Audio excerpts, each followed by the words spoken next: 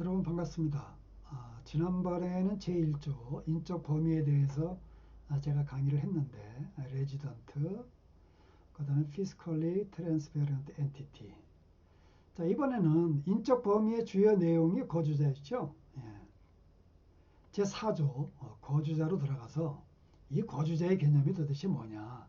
제1조는 범위를 정하고 누구한테 조세조약의 혜택을 줄 거냐 하는 것을 결정을 했어요. 그러면은 그 거주자의 개념을 정확하게 해야 누가 이 조세조약의 혜택을 받을 자격이 있는지를 결정을 하게 됩니다. 그렇겠죠? 그래서 제4조 제1항은 거주자 결정 요소를 규정을 하고 있습니다. 첫 번째 이렇게 돼 있어요. 주소, 거소, 관리장소, 그와 유사한 기준에 의거 납세 의무가 있는 이는 자연인을 포함해서 법인, 이 조약의 거주자가 되고 조세조약의 혜택을 받을 자격이 있다. 이렇게 되겠죠? 예, 그렇게 됩니다. 근데 문제는 각 나라마다 이 조세조약에는 이렇게 간단하게 해놨지만 각 나라의 세법이 서로 다 달라요. 그렇죠? 한국 다르고 미국 다르고 일본 다르고 영국 다르고 그러면 해석을 할 때는 각 나라의 국내 세법을 갖다 놓고 해석을 해야 됩니다. 그렇죠? 주소는 뭔지, 거소는 뭔지, 관리장소는 뭔지. 그래서 서로 충돌이 일어날 수가 있어요. 그래서 그 부분에 대한 거를 이제 뒷부분에서 제2항 상망 여기서 이제 설명을 하게 되는데, 자, 일단 어찌 됐든 간에 거주자는 그렇게 결정을 합니다. 자, 근데 우리가 통상적으로 사업하는 분들은 이 조세조약은 사업하는 사람한테만 적용이 되겠지. 그러니까 법인 아니면 개인이 사업하는 경우 뭐 등등, 그렇죠? 뭐 개인이 뭐 다른 나라에 가가지고 뭐 해가지고 영업을 해가지고 이득을 받았을 때 거기에 대해서 과세하는 걸로 되게 다 그런 거 아니야? 하겠지만 사실은 그렇지가 않습니다. 지금은 이제 글로벌 시대가 돼가지고 또 정부의 기능도 많이 확대되다 보니까 최약국, 그럼 정치적 하부 조직, 지방 공공단체를 어떻게 할 거냐 하는 문제가 대두될 수가 있어요. 근데 그 OECD가 최약국 정치적 하부 조직, 지방 공공단체라는 용어를 이 조약 안에 OECD 모델에 넣은 것은 1995년 이후입니다. 그 전에는 이게 없었어요. 근데 그럼에도 불구하고 우리가 조세조약을 맺으면 통상적으로 최약국은 해당되는 거 아니냐? 근데 이게 통상적으로 이런 경우는 큰 이슈들이 별로 발생하지 않기 때문에 그냥 지나갈 수 있지만 이제는 글로벌 시대가 되다 보니까 그리고 또 국가가 상당히 또 많은 기능을 수행을 하죠. 그러다 보니까 이것이 들어와야 되고 또 2017년에는 이제 개정됐잖아요. 그렇죠? 2017년 OECD 모델 조세 협약 여기에는 인가된 연금 기금까지도 이 단어를 넣습니다. 이게 왜 그러냐면 우리가 통상적으로 보면 연금기금은 국가기관이 하잖아요. 그렇죠? 국민의 어떻게 복지하고 아주 밀접한 관계가 있는 거고 국가가 이것을 운영하지 않으면 사인이 운영해가지고는 이게 제대로 보장이 되겠어요. 그렇죠? 그래서 국가가 들어올 수밖에 없는데 근데 문제는 왜 이렇게 이런 용어를 여기다가 집어넣어야 되냐. 이것을 넣지 않으면 각 나라 과세 당국이 나중에 이슈가 됐을 때 그거는 조세적 혜택의 대상이 아니야. 거주자가 아니니까 그거는 뭐 조세적 혜택을 주면 안 돼. 이런 이슈가 발생한다 이겁니다. 실제적으로. 그래서 OECD가 2017년에 불확실성을 제거하기 위해서 여기다가 이 용어를 넣은 거예요. 예. 그래서 이런 부분을 OECD가 시대가 변함에 따라서 거기에 맞게끔 계속 OECD 모델을 변경을 해주는데 여러분이 이제 한 가지 아셔야 될 것은 자 OECD 모델이 있고 각 나라가 맺은 개별 조세 조약이 있어요.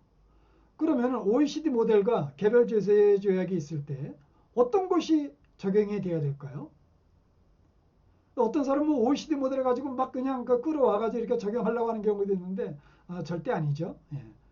이 조세 조약을 체결하는 것은 각 나라의 개별 나라의 과세 주권입니다. 어떻게 결정하느냐 하는 것은 각 나라가 결정을 하는 거기 때문에 한국과 미국이 조세협약을 맺은 한미 조세조약과 그 다음에 OECD 모델 조세협약이 있으면 당연히 한미 조세조약이 우선 적용이 되는 겁니다. 그렇죠? 그럼 OECD 모델 조세 협약의 역할은 뭐냐? 이건 OECD 회원국들이 모여서 앞으로 조세 조약을 새로 체결하거나 개정을 할 때는 이런 식으로 앞으로 해줘야 국제사회가 원활하게 운영이 될 수 있다 해가지고 만든 겁니다. 그러니까 기본적으로 개별 국가의 조세 조약과 동일하지 않아요. 자, 그러면 실제적으로 이제 우리가 업무를 하다 보면 이런 부분에 대해서 이것을 제대로 이해를 하지 못해 가지고 상충이 되는 경우가 생기는데, 제가 뭐 최근 얼마 전 사건인데 한 번은 과세관청이 한국과세관청이 원천징수 문제인데 미국 납세자 문제예요. 미국 납세자 문제인데 우리가 한미 조세 조약을 체결한 것이 이것이 해가지고 적용이 된 게 언제냐면 79년도에 우리가 조약을 체결해가지고 시행을 했는데 이 조세 조약의 규정을 적용하면서 79년도 한미 조세 조약을 가지고는 과세를 할 수가 없으니까 어떤 모델을 썼냐? 미국에는 US 모델이 있습니다. 미국에는 US 모델을 왜 가지고 미국이 OECD 회원국이잖아요. 근데도 US 모델을 가지고 있어요. US 모델을 가지고 있는 이유는 미 연방소득세법이 있고 그 다음에 미국이 다른 나라하고 조세조약을 체결할 때 그 체결한 조세조약이 미 연방소득세법하고 잘 조화를 이룰 수 있도록 하기 위해서 미국이 자체적으로 US 모델을 보유하고 있습니다. 그런데 과세 당국이 한미 조세조약은 79년도에 체결했는데 1999년도 US 모델을 가지고 그 규정을 가지고 원천징수를 과세하겠다고 실제로 과세를 했어요. 그러니까 저는 납세자가 과세돼가지고 저를 찾아온 거예요. 이거 봐라. 제가 그럼 이거는 상호합의를 가면 가장 좋겠다. 왜? 너무 잘하니까 영국 과세당국이 뭐 법원에 가면 시끄러우니까 그럴 거 없이 상호합의를 가자. 그래서 제가 이제 상호합의를 가져갔고 누가 이기겠어요? 당연히 1996년도 US 모델이 적용될 수 있나요? 될 수 없잖아요. 이건 모델이고. 예. 그리고 그것도 한미 조세 조약은 79년도에 체결이 됐는데 당연히 제가 이기죠. 예. 그러니까 저는 득본 거예요. 그렇죠? 예. 과세 당국이 무리하게 과세를 했기 때문에. 그러니까 모델 협약과 실제 각 나라가 체결한 조세 조약과는 그렇게 차이가 있습니다. 근데 왜 OECD가 모델 조세 조약을 그렇게 만들어서 주석도 이렇게 두껍게 해가지고 지금 거의 뭐 이번에는 2017년 거는 700페이지가 돼. 그렇죠? 어마어마해요. 네. 그럼 왜 그것이 필요할까? 문제는 각 나라가 체결한 조세 조약의 규정 중에는 아직도 OECD 모델 조세 조약하고 비슷한 것이 상당히 중요한 것들은 되게 거의 다 일치해요. 거의 일치하거나 유사해요. 그렇기 때문에 OECD가 만들어낸 주석이 그 조세 조약을 해석할 때 적용이 된다 이겁니다. 자, 미국 법원도 미국이 US 모델도 가지고 있고 각 나라하고 체결한 조세 조약이 각자 다 다르지만 그 조세 조약 중에 OECD 모델하고 유사한 것이 있으면 OECD 모델 조세 조약의 주석 규정을 인용을 해서 판결을 합니다. 왜? 그것이 미국이 OECD 회원국이고 또 우리 한국도 OECD 회원국이죠. 예. 그런 식으로 회원국으로 가입이 돼 있고 그래서 그것을 준수해야 될 의무가 있기 때문에 거기에 대해서 거부 의사를 밝히지 않았기 때문에 준수해야 된다는 거죠. 그래서 OECD 모델이 아주 매우 중요한 거예요. 앞으로는 이제 각 나라가 체결하는 모델 조세제가 그렇게 변경되겠죠. 여러분들 2003년도에 미국과 일본이 조세조약을 체결을 했습니다. 새롭게. 자, 우리나라는 이 미국과 일본의 조세조약 협상보다도 먼저 1999년도에 미국과 조세조약 협상을 시작했어요. 개정 작업을 하기 위해서. 그 개정 작업을 하게 된 이유가 뭐냐면은 1996년도에 마이클 잭슨이 한국에 와서 공연을 했는데 마이클 잭슨 아주 유명하잖아요. 그렇죠? 근데 공연 소득을 그걸 받아가지고 미국에 있는 스타 컴퍼니로 넣어버리니까 한국이 원천 징수를 할 수 없었던 거예요. 현행 한미조세 조약에 의해서. 그러니까 난리가 났어요. 국회에서도 난리가 나고 언론도 떠들어대고 그러다 보니까 한국 과세당국이 기재부가 그럼 미국과 조세조약 협상을 해가지고 개정작업 협상을 해가지고 그것을 고치겠다 해가지고 덥석 들어간 거예요. 아무 준비도 안 됐는데 그때 제가 이제 그 미국에서 위약을 마치고 돌아왔을 때입니다. 돌아왔을 때고 국세청에 있을 때고 또 사안이 중대하기 때문에 기재부에서도 국세청에서 좀 직원을 파견해서 협상 요원으로 같이 이렇게 활동을 했으면 좋겠다 해서 제가 기재부에 파견이 돼가지고 99년도 서울에서 했고 2000년도는 워싱턴에 가서 두 번 했는데 아직도 우리는 개정을 못했죠. 이게 차이는 뭐냐면 일본은 아주 준비가 된 상태로 미국과 협상을 해서 신속하게 끝냈고 우리는 준비가 안 된 상태에서 여론이 떠들어대니까 쓱 돌아갔다가 지금까지도 아무것도 사실 된 게 없습니다. 그렇죠? 그러니까 큰 나라하고 조세조약을 체결할 때는 아주 치밀한 준비가 필요한 거죠. 그러니까 준비가 됐느냐 안 됐느냐의 차이인 것 같아요. 어찌 됐든 간에 그렇게 돼서 미국과 일본은 조세조약을 채택을 했고 새롭게 그리고 그 안에는 OECD가 2017년에 인가된 연금기금을 넣었는데 미일 조세조약은 벌써 그때 그 개정할 때 인가된 연금기금을 그 안에 넣습니다. 자, 이런 것이 이슈가 될 수 있으니까 사전에 모두 없애버리자. 그러던 분쟁을 없애기 위해서는 조세조약에 이 단어를 넣어줘야 된다. 그래서 정부기관으로 취급을 해야 된다 하는 그런 얘기가 되는 거죠. 그러니까 상당히 앞선 거예요. 네, 앞선 거예요. 자, 그래서 OECD는 95년 이후에 최약국 등 사법을 개정했고, 그 다음에 이제 정부가 왜 중요하냐? 정부가 왜 중요하냐? 정부의 기능이 확대가 되고, 정부도 경제 활동을 하고, 그러니까 또 국가의 중앙은행도 있고, 그러다 보니까 뭐 돈을 주고받고 하는 것도 많이 있겠죠. 그렇지? 이자도 주고받고, 그래서 정부의 경제 활동에 대해서도 조약의 혜택을 부여를 해야 되기 때문에 그것이 중요하다. 또 앞으로 하다 보면 또 개인과 정부가 같이 합쳐가지고 뭐를 하는 경우도 또 발생할 수 있을 거예요. 그러니까 그런 문제가 앞으로 계속 이 글로벌 이 경제가 점점 확대되면서 그런 것들이 발생하기 때문에 조약을 좀 더 명확하게 해놓는 것이 대단히 중요한 것이죠.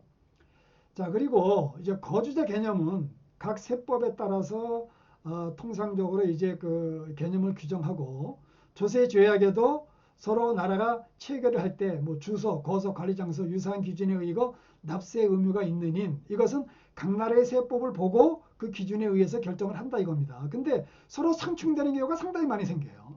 자, 그래서 거주자 개념은 각 나라가 조세조약 협상할 때 이것은 결정하는 거기 때문에 거기에 어떤 것을 넣을 것인가 하는 것은 각 나라가 결정하는 거예요. 주소와 거소만 넣을 거냐 아니면 관리장소도 넣을 거냐 유사한 기준도 넣을 거냐 하는 것은 각 나라가 조세조약을 체결할 때 그런 용어를 넣어서 좀 더 확실하게 조약을 체결하게 된다는 거죠. 자, 거기까지 설명하면 거주자 결정 요소가 뭐였구나 하는 것을 여러분들이 이제 아시게 될 거예요. 자, 1항에는 또 이런 게 있습니다. 원천소득 또는 그 국가에 소재한 자본에 대해서만 과세되는 이는 자연인이 됐던 법인이 됐던 거주자가 아니다. 자, 이것은 무슨 얘기죠? 제가 옛날에 그 OECD 모델 조세 조약을 전철을 타고 다니면서 삭감할 정도로 읽었다 그랬어요. 그렇죠? 그러면 이제 하다 보면 이게 애매모호한 경우들이 상당히 많이 있습니다. 이게 이 사람들이 지금 무슨 얘기를 하는 건지, 되게 추상적으로 이야기하고 법률가들이 그거를 써놓은 거라 아직 그 학자연 해가지고 그렇죠? 학자연 해가지고 이게 또 이 법률을 만들어 놓기 때문에 이게 아주 전문가가 아니면 한눈에 싹 들어오기가 상당히 힘들어요. 자, 이것을 풀어서 이야기하면 이렇게 됩니다. 미국에 있는 납세자가 특허권을 가지고 있는 납세자가 한국에 있는 기업에다가 납세자가 그 특허권을 사용하도록 사용권을 줬습니다. 주고 그리고 특허권 사용료를 받아요. 받게 되면 그 미국 납세자는 한국에서 특허권 사용료만 받기 때문에 한국에는 미국 납세자의 뭐 지점도 없고 자회사도 없고 뭐 대리인도 없고 아무것도 없습니다. 그런 경우라 이거예요. 그러면 그 사람은 기본적으로 한국 내에서 액티브하게 사업활동을 하는 게 아니에요. 그렇죠? 아주 수동적이에요. 그래서 우리가 통상적으로 이런 거를 패시브 인컴이라고 그래요. 영어로 할 때는 액티브 인컴이 아니에요. 패시브 인컴만 한국으로부터 받는다 이겁니다. 자, 그러니까 이 납세자는 한국으로부터 원천 소득만 발생하기 때문에, 근데 이 납세자는 미국 납세자이기 때문에 이거 외에도 다른 사업 활동을 많이 하겠죠? 그럼 그 모든 사업 활동은 어디에서 이루어집니까? 미국 내에서 이루어지는 거예요. 자, 그러면은 미국 정부는 이 납세자에 대해서 포괄적인 과세권이 있어요. 그렇죠? 뭐 개인 같으면 종합소득에 대해서 과세가 있고, 법인 같으면 모든 소득에 대해서 과세권이 있어요. 그런데 한국 정부는 이 납세자의 한국 내 원천 소득에 대해서만 과세권이 있기 때문에, 그럴 경우에 이 납세자는 거주자가 아니라 이거예요. 이거를 이해하셔야 돼요. 그렇죠? 풀었으면 이런 거예요. 근데 OECD 모델이 이렇게 풀어주질 않는다는 얘기예요. 예. 그러니까 이게 무슨 얘기인지 애매모호해가지고 이해를 못한다 이게, 일반 사람들은. 이게 설명이 안 돼 있으니까. 근데 이런 것들은 많은 어떻게 보면은 실무를 하고 부딪히고 뭐하고 하면서 공부를 하고 하면서 깨닫는 거예요. 예. 써져 있는 것이 아니기 때문에. 풀어서 쓰면 바로 그거예요. 그렇기 때문에 원천 소득만 있는 경우에는 거주자로 보지 않는다는 것을 여러분이 이해를 하셔야 돼요. 그 원리는 그 사람은 포괄적 과세가 일어나지 않고, 포괄적 과세는 여기서 일어나는 것이 아니라 바로 미국 납세자면 미국에서만 일어나기 때문에. 자, 또 그 다음에 그 국가에 소재한 자본에 대해서만 과세되는 이는 거주자가 아니다. 자, 이거 무슨 얘기입니까? 이거 아마추어들은 잘 알 수가 없어요. 그렇죠? 자, 예를 들어서 미국에 있는 시민이 한국에 있는 저 시골에 땅 하나를, 한 필지를 사놨어요. 땅 큰 거를, 산을 하나 사놨어요.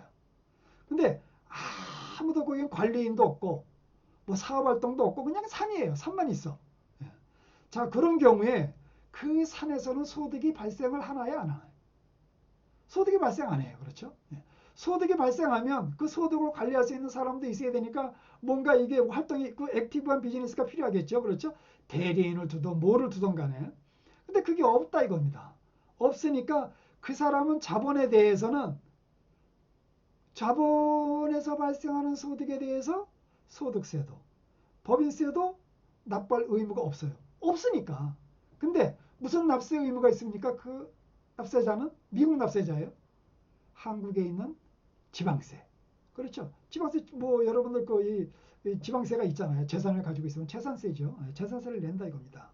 자, 그런 경우에는 소득이 아니기 때문에, 그런 경우에는 그 산은 캐피탈이기 때문에 이 캐피탈에 대해서만 과세되는 이는 거주자가 아닌 것으로 본다 이거예요. 우리가 조세조약은 소득에 대해서만 규정을 합니다. 그렇죠? 이런 재산세니 뭐니 이런 것은 대상이 아니에요. 근데 이런 것을 조세조약이 풀어서 이야기를 잘 안 해준다 이거예요. 그렇기 때문에 이것을 풀어서 얘기하면 그런 얘기예요. 그러니까 이런 경우에는 포괄적인 과세가 이루어지지 않기 때문에 이런 경우는 거주자가 아니다 하는 것을 여러분들이 아셔야 돼요. 자, 그러면 경쟁이 쉬운 것 같으면서도 실제적으로 이걸 정확히 뜻을 이해하지 못하면 나중에 문제가 발생하면 대개 보면 이런 기본 원리를 이해하지 못하면 엉뚱한 데 가서 싸워요. 말도 안 되는 소리를 막 하고 있어요. 제가 이게 어떻게 보면 프로페셔널 생활 하다 보면 뭐 다른 사람이 하던 거 가서 나중에 가서 들어가는 경우도 많이 있잖아요. 그죠? 보면 이 사공들이 많아가지고 배가 저 산에 가 있는 거예요. 보면 이거 무슨 거예요? 이게 왜 통신이 여기 있는데 쉬운 게 왜 이러고 싸우지? 모르니까. 모르기 때문에 엉뚱한 데 가서 복잡하게 해놓으니까 쓸데없는 일만 많이, 무슨 얘기를 하는지도 전혀 몰라. 알 수도 없어. 뭐 그냥 뭐 이게 통상 뭐 제가 개발세발 하는데 개발세발 얘기한다. 근데 그게 아닌데 외통선이 여기도 아주 쉬운 건데 그런 걸 모르면 이상한 얘기를 하게 되고 이상한 걸 끌어오고, 그렇죠? 무리하게 뭐 하다 보면. 그래서 조세조약을 정확하게 이해할 수 있는 능력이 대단히 중요하다. 근데 이것은 암기나 이런 걸 해가지고는 절대 안 된다는 얘기죠. 그렇죠? 팩트 어널리시스, 리걸 어널리시스가 반드시 이루어져야 되고, 그것이 바로 학문이에요. 그게 계속 이게 습관화되고 동물적인 본능으로 몸에 이렇게 있어야만 이런 문제를 해결할 수 있다는 거죠.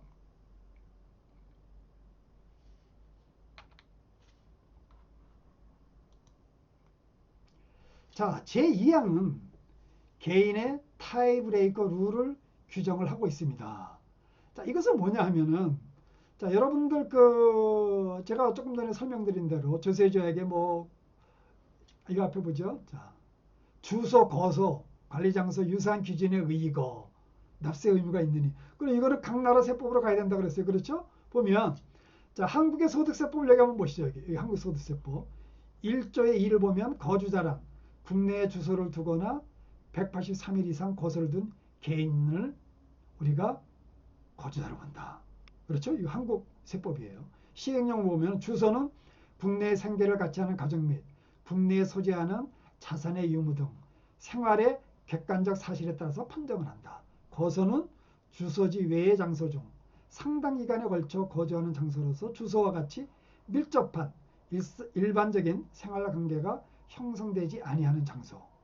자, 근데 한국과 미국이 조세조약을 체결했는데 한국과 미국의 세법이 다 똑같으면 좋겠는데 미국은 어떤가? 연방소득세법을 보면 7701조가 있어요. 근데 미국은 재밌는 게 84년 이전에는 판례로 거주자를 결정을 했습니다.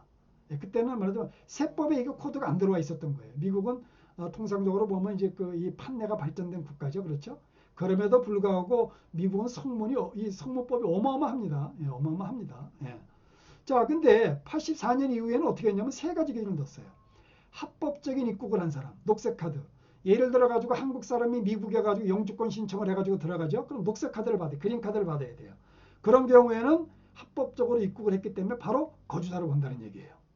자, 상당 기간 체류, 현연도 체류 기간 1, 그 다음에 직전 연도는 3분의 1 정도 인정해주고 전전 연도는 6분의 1 해가지고 이것이 183일을 넘어가면은 거주자를 보는 규정, 두 번째 규정이에요. 그 다음에 자발적인 거주의 선택. 자, 미국에 어떤 사람이 들어갔어요. 알게 보니까 이 사람은 미국 거주자가 되지 않을 수도 있는데 자발적으로 미국 정부에 일렉션을 하는 거예요. 나 미국 거주자를 해주세요 하면은 그 사람이 인텐션을 가지고 미국 정부에 그렇게 요청을 했기 때문에 거주자를 보는 게 세 가지 기준이 있어요. 미국은 뭡니까? 아주 객관적인 기준이에요. 근데 우리는 판정하기가 쉽지 않아요. 생계를 같이 하는 가족, 국내에 소재하는 자산의 유무 등 생활의 객관적 사실에 따라 판정한다고 했는데 실제적으로는 주관적으로 판정해야 되는 거예요. 그렇죠? 그러니까 반드시 상충 문제가 생겨요. 제가 옛날에 국세청 본청에 있을 때 박세리 선수는 옛날에 여러분들 박찬훈이 그랬잖아요. 그 사람들 이제 이중 거주자 문제가 생기는 거예요. 예. 지금은 얼마나 그런 사람들이 많습니까? 그러니까 이거를 해결을 해야 돼요. 자, 그래서 이런 경우에 그럼 어떻게 해결을 해야 되느냐? 앞으로는 국제사회가 이런 경우가 상당히 교류가 많기 때문에 많이 발생하겠죠? 그래서 이 항에다가 타이브레이커 룰을 둔 겁니다. 자, 그래서 첫 번째 기준은 제일 먼저 항구적 주거가 있는 체약국의 거주자로 봐야 된다. 근데 항구적 주거가 있는 체약국을 두 나라 세법을 가지고도 결정을 할 수 없으면 다음에는 그게 안 되면 인적, 경제적 관계가 밀접한 체약국의 거주자로 봐야 된다. 어떤 사람이 운동선수가 있는데 지금 문제가 됐다. 이거 예를 들어가지고 한국의 골프 선수가 미국 가서 지금 문제가 됐어요. 그러니까 이제 당장 이 문제가 나오는 거예요. 그렇죠? 한국 세법에 보면 한국 거주자고 미국 세법에 미국 거주자예요. 그 결정을 해야 돼. 자, 근데 두 번째 기준을 해도 그것이 없어. 그러면 세 번째 기준으로 간다는 얘기예요. 일상적 거소가 있는 체약국의 거주자로 간다. 근데 또 이것도 없는 경우가 있다 이거예요. 그러면 그가 북민의 국가의 체약국으로 봐야 된다. 자, 국민과 거주자는 틀리다는 걸 제가 설명을 했습니다. 그렇죠? 여기서 이제 국민이 나오는 거예요. 예, 시티즌 아니면 내셔널. 자, 이게 만약 이걸로도 안 되면 그 다음에 뭘로 가요? 상호합의로 가요. 상호합의는 뭐예요? 양국의 과세당국이 미국 국세청하고 한국 국세청하고 회의를 통해서 결정을 한다 하는 그런 얘기예요. 근데 재밌는 것은 여러분이 아셔야 될 것은 이렇게 기준을 뒀지만 이 납세자가 나중에 문제가 되면 법원으로 갈 수도 있고 불법결차는 법원으로 갈 수도 있고 상호합의로 갈 수도 있어요. 그렇죠? 그럼 만약 법원으로 가면 법원이 이 기준에 의해서 판단을 해야죠. 조세율제가 우선 적용되니까 당연히. 근데 만약에 이 납세자가 법원을 가지 않고 예를 들어 가지고 상호합의를 갔다. 그럼 이거를 누가 결정해? 상호합의에서 결정을 해야 되니까 결국 상호합의가 이 앞에서부터 적용이 되는 겁니다. 그렇게 되는 거예요. 이 원리를 아셔야 돼요.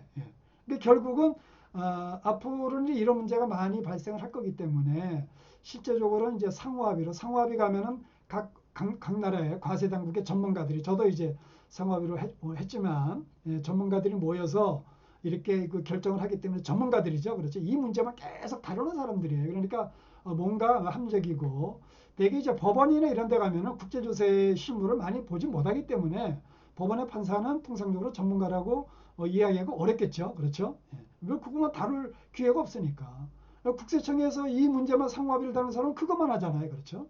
아무래도 보는 시야도 넓고 케이스도 많이 읽고 하다 보니까 좀 더 합리적으로 접근을 하게 됩니다. 그래서 제2항의 타이브레이크 룰은 바로 이때 적용이 되는 거다는 것을 여러분들이 아셔야 돼요. 그래서 모든 조세 조약에는 바로 이 타이브레이크 룰이 들어와 있습니다. 그래야만 이게 어느 나라에 이슈가 됐을 때 어느 나라의 거주자인지를 결정을 할 수 있게 되는 거죠. 자, 세 번째. 자, 그럼 앞에는 개인인 경우에 서로 거주자 문제가 됐을 때 그것을 어떻게 해결하는지를 규정을 뒀는데 그럼 개인이 아는 법인은 어떻게 되는 거냐. 자, 이번에 이것도 또 개정이 됐습니다. OECD에서. 자, 상기 제1항의 규정으로 된 앞에 보면은 뭐 여러 가지 자, 보죠. 자, 이걸로 주소, 거소, 관리장소 유사한 기준에 의거 납세 의무가 있는 인을 결정을 할 수가 없는 경우, 각 나라의 세법으로 결정할 수 없는 경우, 자, 그때는 어떻게 한다 그랬어요? 개인 이외에 인이 양체약국의 거주자로 되는 경우에 체약국에 권한 있는 당국은 상호합의를 통해서, 그러니까 상호합의에 중점을 많이 두는 거예요. 왜? 아무래도 전문가니까 상호합의를 통해서 실질적인 관리의 장소, 설립 장소, 기타 관련 요소를 고려해서 동인이 협약의 목적상 거주자로 간주되는 체약국을 결정하기 위해서 노력해야 한다. 노력 꼭 해야 된다. 이게 쉽지가 않다는 얘기예요. 근데 개정 전에는 어떻게 돼 있었냐면요. 실질적인 관리 장소가 있는 체약국이라고 이렇게 돼 있었어요. 그러니까 실질적인 관리 장소가 있게 되면 그 실질적인 관리 장소가 있는 체약국의 거주자로 본다. 이게 왜 이런 문제가 생기냐 하면 여러분들 그 미국 세법을 보면 Place of Incorporation이라는 게 있습니다. 미국은 뭐예요? 우리나라는 석인주의지만 미국은 속주주의예요. 그렇죠? 미국에서 태어나면 미국 시민이 되는 거죠. 그러니까 다 원정 출산하려고 난리 하잖아요. 그렇죠? 난리치잖아요. 그렇죠? 자, 미국에서 법인으로 등록을 해놓으면 미국 부인이 미국은요. 거기서 아무것도 하지 않아도. 그러니까 미국과 다른 나라가 예를 들어가지고 조세제약을 체결하게 되면 이게 문제가 생기는 거예요. 미국 정부는 그 우리나라에 법인으로 등록돼 있어. 그 우리나라 법인이야. 우리가 과세권 행사해야 돼. 근데 다른 나라들 그 무슨 얘기야? 그건 종이잖아. 종이 페이퍼 컴퍼니. 실질적인 관리 장소가 우리나라에 있는데 Place of Effective Management. 실질적인 관리 장소 우리나라에. 그래서 두 국가가 충돌을 하게 된다 이겁니다. 이런 경우가 많이 발생하겠죠.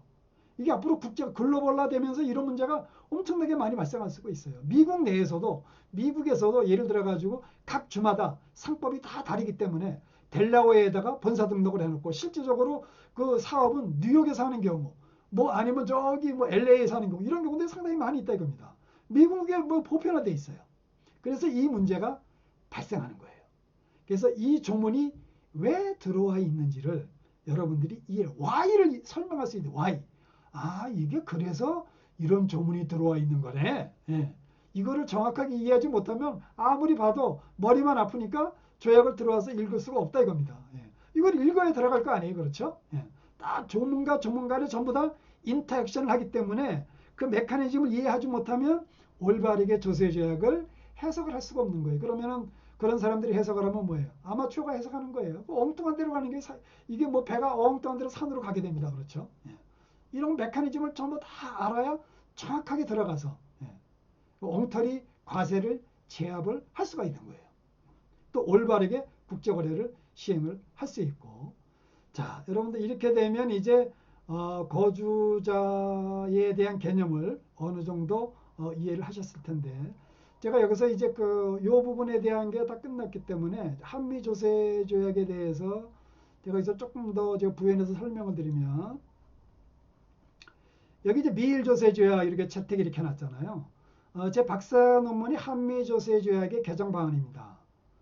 이거 왜 이거를 제가 썼냐 하면은, 제가 이제 한미조세조약의 대표단을 했었고, 99년도, 2000년도에 지금 뭐 한미조세조약이 아직 뭐 개정이 안 됐지만, 그리고 이제 제가 이제 시립대학교 서울시립대학교 박사과정에 들어가죠. 들어가서 박사 논문을 뭐로 써야 될까 하고 고민을 상당히 많이 했었어요, 그 당시에. 근데 한 번은 수업 시간에 시립대학교 박훈 교수님이 그런 말씀을 하시더라고요.